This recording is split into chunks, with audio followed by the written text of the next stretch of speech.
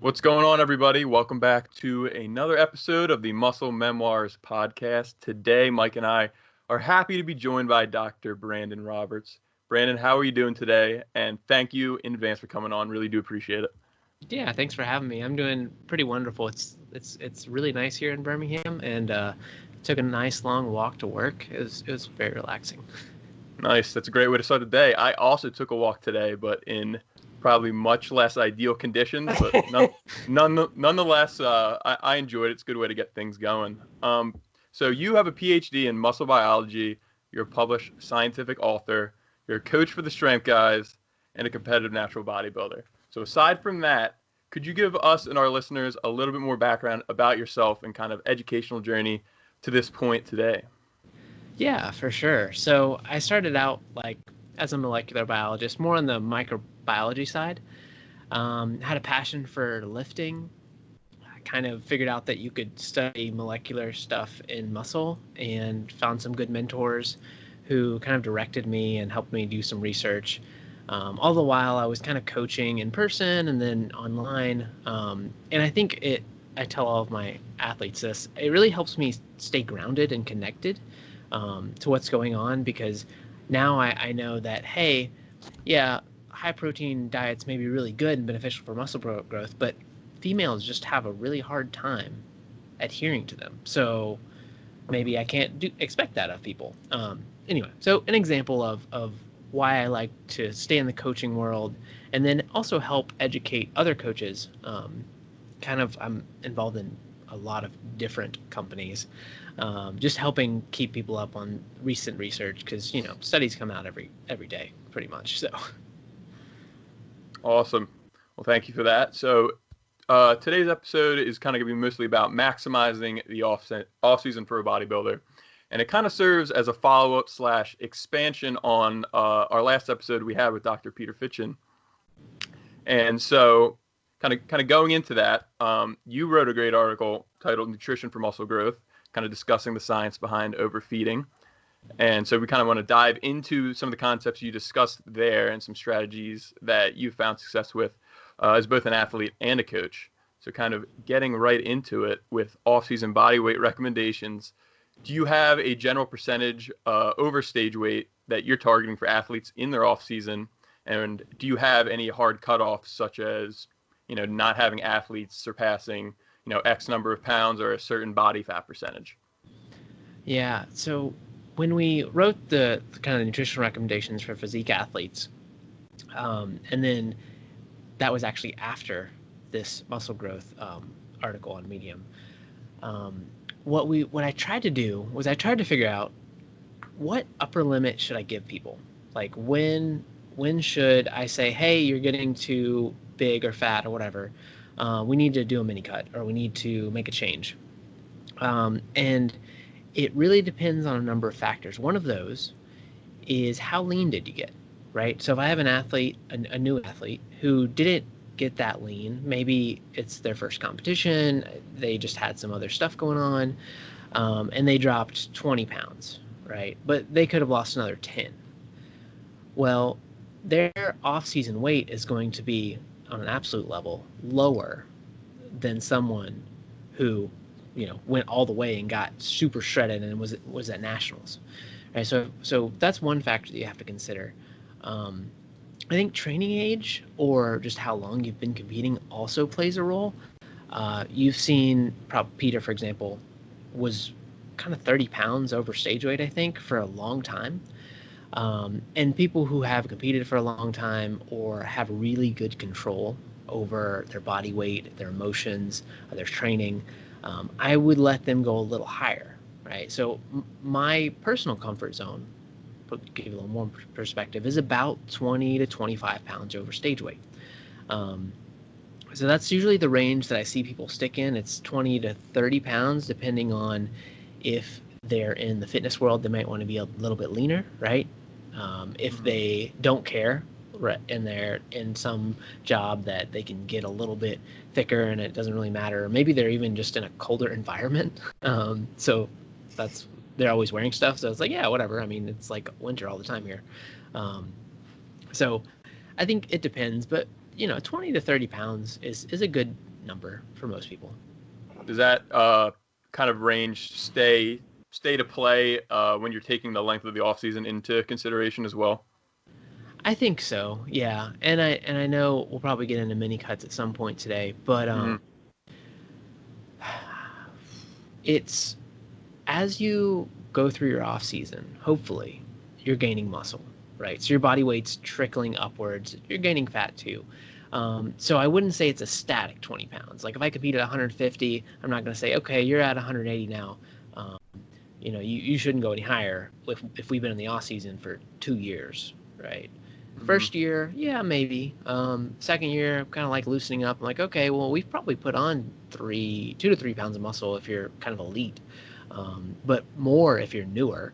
So let's kind of give a little more flexibility and take that into account. So I don't think that's a hard number. It's just, a general number. Gotcha. Awesome. Thanks. Yeah. So under the context that I think we can largely agree for natural bodybuilding, we're going to need an extended off season. We're going to need, if we want to make significant progress, if we really want to make the most out of our physique, we're going to need a few years, eating and training, not necessarily loving the way we look all the time. But under these conditions and taking into consideration an athlete who all they are concerned about is putting on the most amount of muscle possible. They don't care about, maintaining a leaner physique for, the gram, or they're not getting back on stage every year.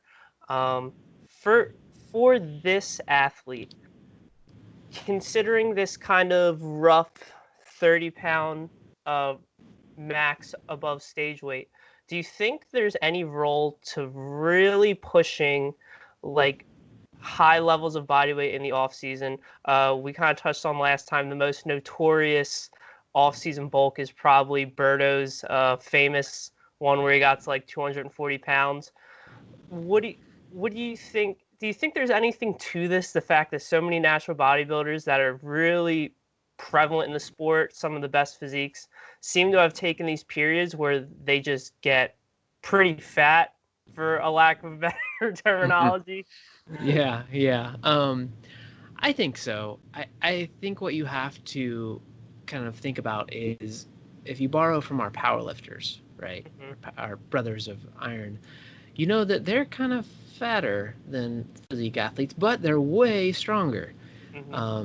And there's a good correlation with kind of how much you weigh and how much you lift. If you take a power lifter and you cut body weight, right, even if it's just kind of a shortcut, they'll lose some of that strength. So that kind of tells us, well, if we get fatter for longer, we're lifting more weight, we're probably in a really good environment just to maximally grow. And we have the leverages, which I don't love that term, but I don't have a lot of science I'm not a biomechanist, so we'll just use leverages. So they have a lot of leverage to lift the heavy weights.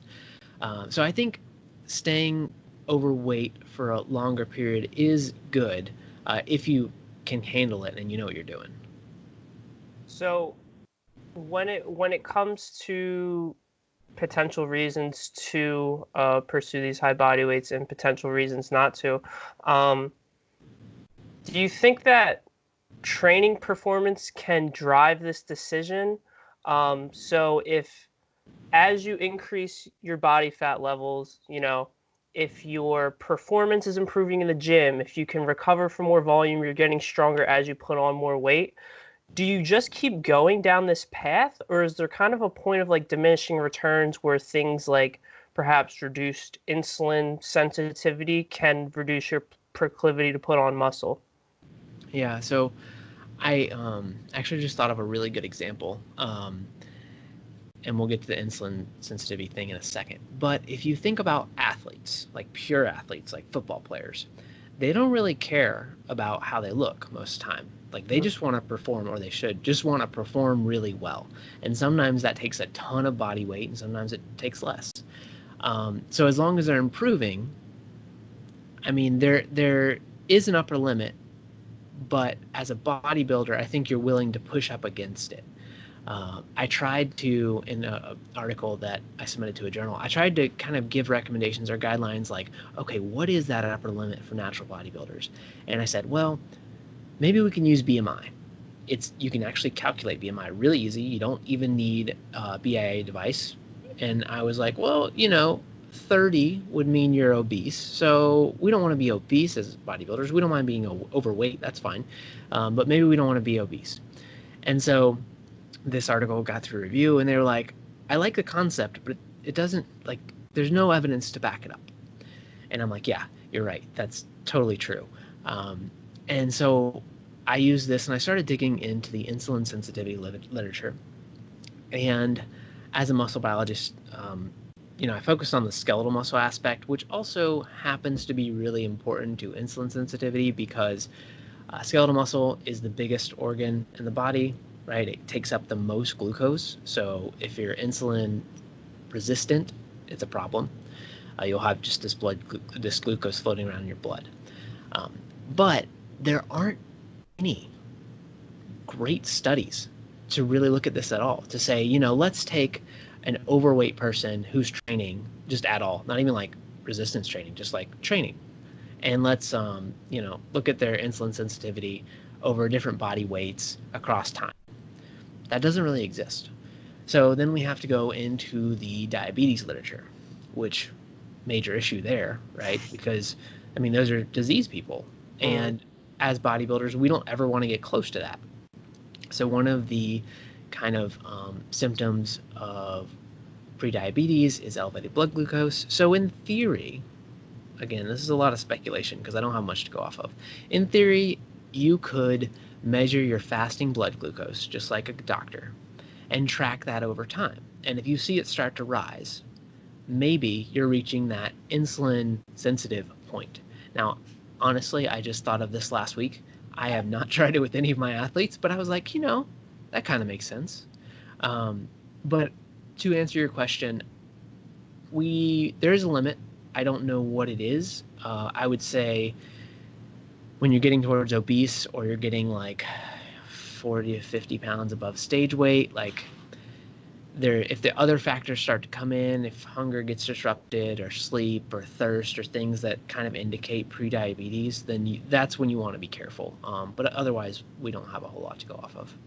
So would it be safe to say that before these really negative outcomes that you could just use training performance recovery as kind of your leading driver? Yeah, I think that's fair.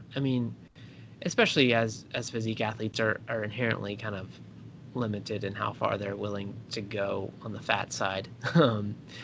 Even if they say they're willing to go, I'll do whatever it takes. It's like you get really fat and you're like, actually, this it's hard to go upstairs. It's hard to like move. Like I had to get new clothes. Like this is just annoying. So yeah, performance is a really good indicator, and I will use that as long as I can. Right. So, in Nutrition for Muscle Growth, the article that you wrote, you mentioned the P ratio, and for me, that was the first time I ever kind of came across that. And you broke it down in layman's terms, which I could appreciate because it kind of helped me understand. So my current understanding of it is the amount of lean mass you gain or lose per unit of body weight change. So can you kind of maybe expand upon that a little bit of defining what the P ratio is exactly and maybe the history behind it? Yeah, so Dr. Forbes made this popular, I think in the 80s, and it's kind of trickled throughout the literature in the 70s and 80s. And I was actually on a call Friday with the leading researchers in the field of obesity, and they're like, wow, because I was presenting on this idea, and they're like, we haven't heard that in a really long time, and you don't see it anymore. But like you said, it's the ratio of fat-free mass to total mass change. Now, the literature kind of indicates that when you lose weight, you lose a percentage of muscle or fat-free mass, which is kind of the same, but not really. When you gain weight, the same thing happens.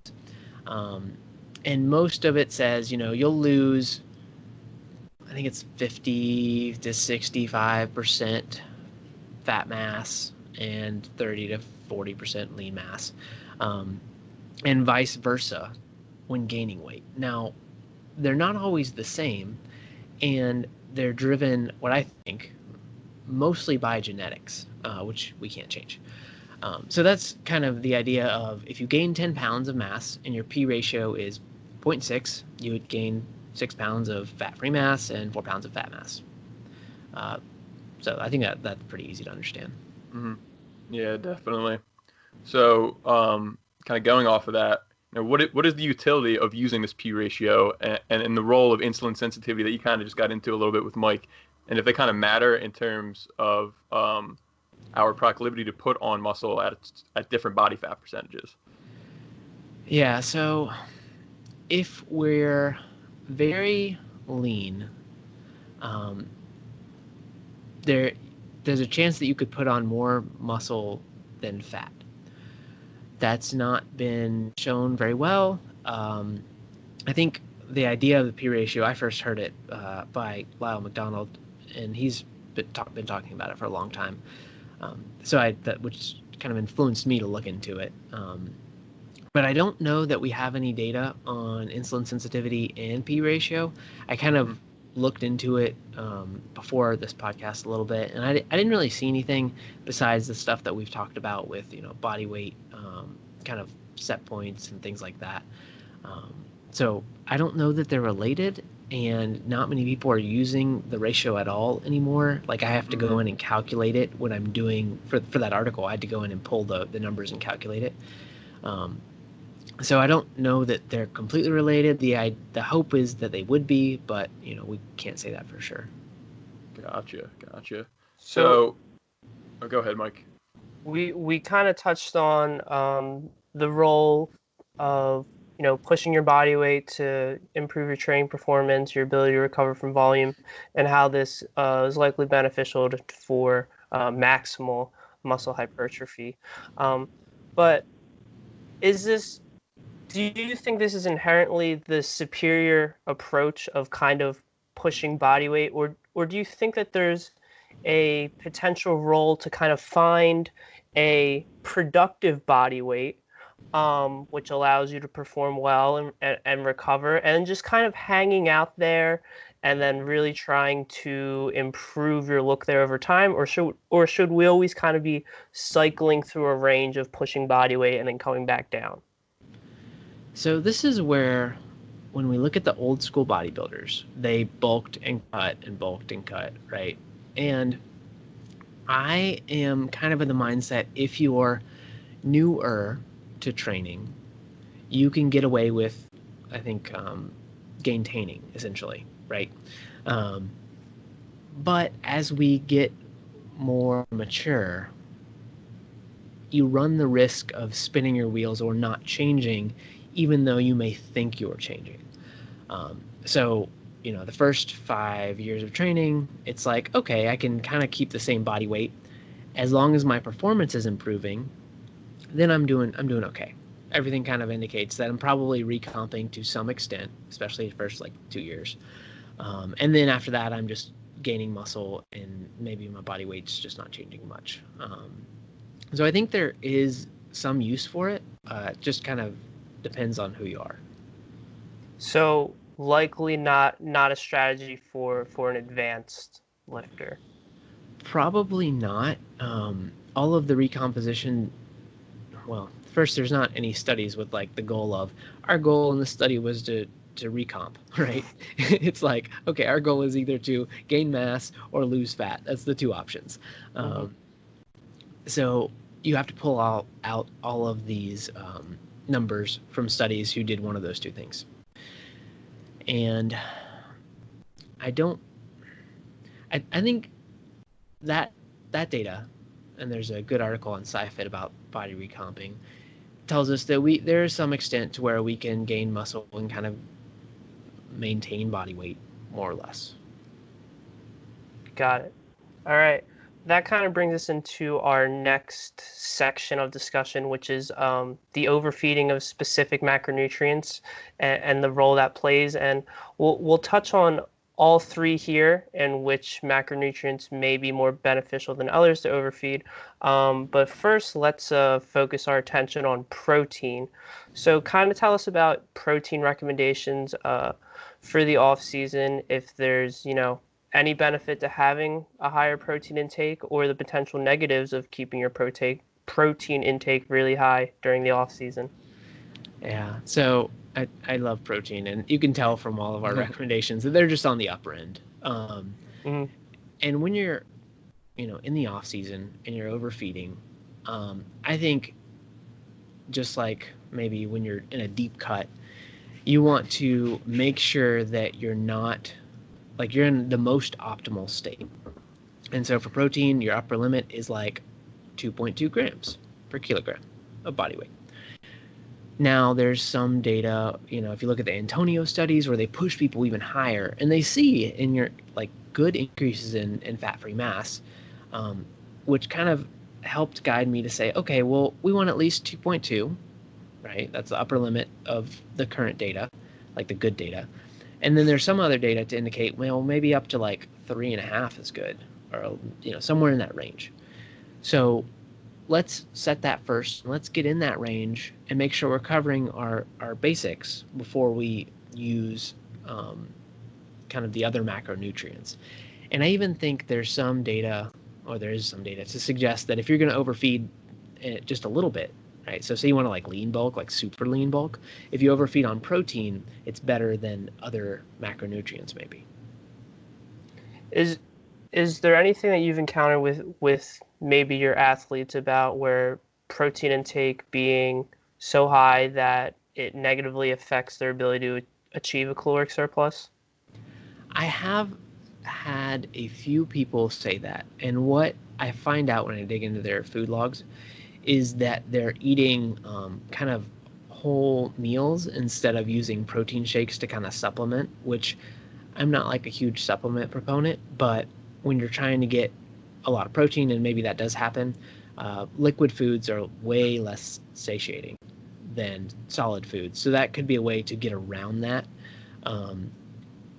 I would be careful with some of the weight gainer shakes. Like, that's the go-to for most people. It's like, oh, I know, I'll just take a weight gainer shake, and those things have like 1,000 calories in them. So that's a lot. But they also have other things in them that make you feel more full. So some of the components of them. So you have to be careful. And it's almost like, well, just take some whey protein isolate and like minimal amounts of water, and then you'll probably get around the satiety effect. Awesome. Yeah. So we're kind of, everyone's on the same page that protein intake should be high almost regardless of what nutritional phase you're in as a physique athlete. But when it comes to carbohydrate and fat, whether we're dieting, whether we're massing, the distribution of these macronutrients become much more variable. Outside of preferences, if we're really just trying to maximize muscle hypertrophy, is there a preference for overfeeding with one of these macronutrients compared to the other? So there's not a ton of data on this either. Common theme throughout this podcast and all of my podcasts. I'm like, you know what? There's not that much data. But I think, and my preference is to lean towards carbs. And the reason for this, and I kind of lay it out in my article, is that fat takes less energy to be converted to fat in your body. That kind of makes sense, right? You don't have to go through de novo lipogenesis. So on the other side, the carbohydrates, there's a higher thermic effect of food for carbohydrates than fat. So there's a chance that maybe you burn off a little bit. There's also a couple studies that show higher carbs make you move a little more. And from a kind of practical standpoint, if you think about eating a high carb meal versus eating a high fat meal, one is probably going to make you more sluggish than the other. For me, that's the high fat meal. So I think, based on athletes and a little bit of evidence we have and kind of some practical stuff, leaning towards carbs is better when you're in a surplus. And you have that as bonus effect, which shouldn't mean a problem when you're in a surplus. But if there's any training bonus, you're going to get it from the carbs, right? Because they're converted to glycogen and, that type of thing. Maybe you're training a ton. Maybe you, for some reason, are doing 2-a-days, right? So you really need to get your glycogen back and get it increased fast. So that would be more rationale for the carbs. Yeah, that makes a lot of sense. Maybe just pure speculation here, continuing with this theme, but do you think there's any potential for a slight anabolic superiority to having more carbohydrates due to maybe, increases in insulin? So when we first started studying muscle protein synthesis, there was a lot of studies that combined carbohydrates and amino acids. And they kind of thought, protein is insulinogenic, increases insulin, carbohydrates do the same thing, carbohydrates more than protein, but maybe it's this combination of an insulin increase that's driving those nutrients into the muscle. So then that was thought for like 10 or 15 years. And then there are a series of studies, and they're mostly out of Texas, but where they infuse different levels of insulin with the same amount of protein, right? So this would help us figure out, is there some added benefit? And it turns out there's not really an added benefit as long as you have sufficient protein and enough insulin, you're fine. If you have more than enough, it's kind of like, doesn't make much of a difference. If you have less than enough, it's not as anabolic, we'll call it. So I think, to cover ourselves, it's really easy to throw in 20 or 30 carbs with your protein. Like, that's very simple to do. So if you're worried about it, yeah, you could cover it, but I don't think there's any need to do it specifically.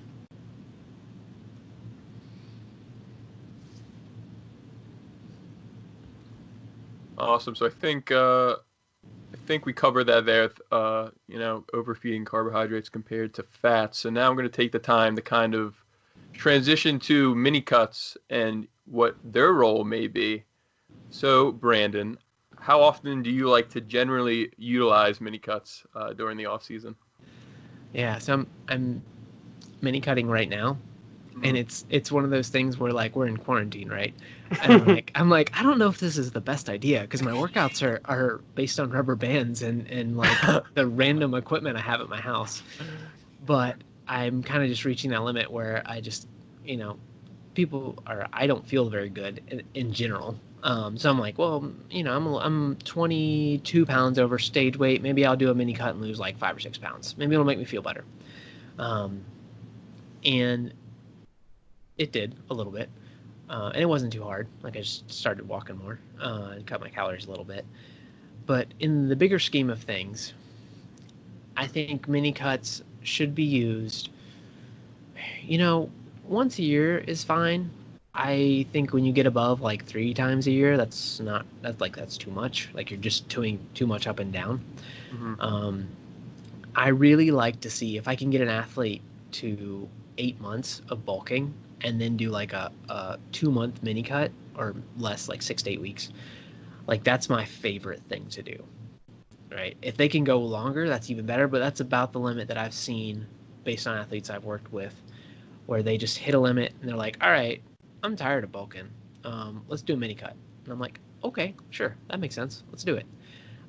So yeah, the longer, the better, but realistically, 8 months, sometimes 6 months. If you jump out of the gate, right, and you're coming off of a competition and you rebound a little bit too hard, you might be prone to mini cut faster. But I really try to get those athletes, I'm like, okay, it's okay. We put on an extra 5 pounds. It's all right. Let's just go. Maybe we'll mini cut a month before we were going to, but we're not going to do it like way before, just because you feel bad about a month of overeating. Like, it's totally normal. So I hope that gives a little bit of context of when I would use them, for sure. Definitely. So as far as mini cuts go, in your mind, what is considered a mini cut in terms of weeks, and at what point does it start to become a regular cut? Because maybe some athletes, they start to strip off the body fat, and then they just want to keep pushing, but they already put themselves in this big deficit to to make it what the mini cut was meant for, but then it just turns into a full-blown cut, and all hell's breaking loose. So what's kind of your guidelines for that? Yeah, I think the 8-week mark is probably the longest I would call a mini cut. Even that is, some people are like, no, that's like 2 months, man. When you get to 12 weeks, it's a cut or a diet. 10 weeks, pretty sure it's a cut or a diet. I do like to be a little more aggressive in mini cuts with athletes. So where, an athlete who's going to compete, like they're getting ready for competition, will lose weight, 0.5% or something per week.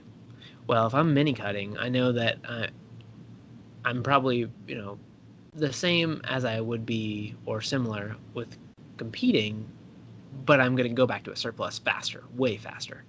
I'm not going to diet for 20 to 30 weeks. I'm just going to do, ideally, if I can get people to stick to it, like 6 weeks is my favorite, because it takes a week for people to adjust. And then it takes a week for people to like adjust back to maintenance. So then if you can get like 4 to 5 weeks of hard dieting of, hey, the easiest thing we can do is activity, right? Let's cut your calories by 250 per day, and let's increase your steps from 5,000 to 10,000. Right? That's a pretty big change. And so maybe that'll be kind of the starting point for the first week. And then kind of once you lose all the kind of water, glycogen stuff, and they're like, all right, so you did well with that. Now we're going to cut another 250, and we're going to be in a 500 calorie deficit, and we're going to increase to, 12,000 steps. Or kind of just, you see a little dip, and then you keep pushing and pushing, and then you have to adjust based on how they're reacting. So when you're overweight that much, or not that much, but, if you need a mini cut, you can probably go longer than if you just dieted, which is, again, the reason to prolong that off-season bulking type thing. It's like, no, it's only, 3 more weeks. I could do 250, minus 250, minus 500, maybe minus 750 if I can really push. And they're kind of, got a good bit of fat on them, and their training's not like dropping off a cliff. Because that means I can, maybe skip that 6th week, and we could just do 5 weeks. So it depends a lot, of course, but I like to be pretty aggressive. Awesome. So other than stripping off the excess body fat in this window of time, do mini cuts play kind of a resensitization role potentially to your ability to respond to the next caloric surplus that you were to put yourself into? So I don't think it plays that big of a role. And the reason is, if we look at a healthy person, if we look at how fast things change, right? So every night we fast for like 8 hours, and we see a response the next day. We don't really see much of a difference if you control for body fat percentage or some, mimic of that, between kind of body weights. So I don't know if that makes sense. It doesn't really sound like it does, but I think you get what I'm trying to say. That I don't think so. And I don't really have anything to suggest we're doing some kind of sensitization thing. Whereas in training, if you compare it to training, that's a pretty good example. You accumulate fatigue and then you dissipate that fatigue, right? So then you feel better because you're like resensitized, but really you're just not as fatigued. We don't really respond like that as humans, especially long-term type things. Like, yeah, you might resensitize if there's an effect for a week, but then you're back to homeostasis because the body loves to stay in homeostasis now. So in terms of physiologically, maybe there's some answers still to be had, but psychologically, I think, it does play that resensitization role, stripping the body fat off, kind of resensitizing to having to wrap your mind around getting back on the horse and kind of getting to that surplus and sticking to it. So, I think at least there's that resensitization utility. Yeah, and I definitely agree with that.